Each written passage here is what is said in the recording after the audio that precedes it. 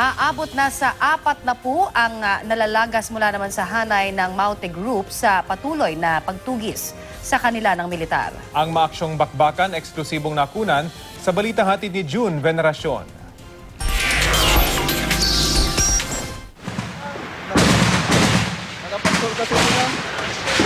Kuha ito ng aktual na paglusob ng mga sundalo sa kuta ng teroristang Maute Group sa bayan ng Butig, Lanao del Sur. Sinasalubong ng putok ng mga terorista ang nag-ooperate ng mga sundalo.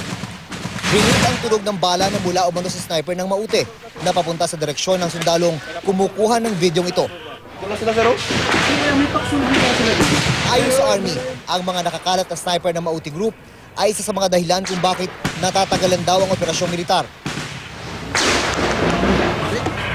Kaya sa maglusob, kailangan ng tangke para maging kubli ng mga sundalong papasok ng bayan ng Butig kung saan nagkukuta ang Maute Group.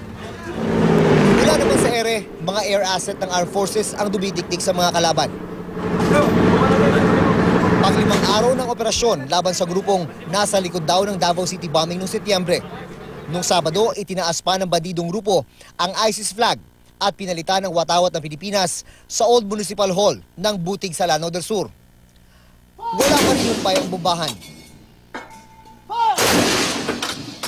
Isang opisyal ng Army ang nasugatan habang nasa kainitan ng clearing operation. Pinagpwestuhan niya yung mga concrete na bahay, yung mga buhos. So dahil mahirapan kami sa doon, nagkuhan kami ng ibang ruta. So pag approaching namin doon na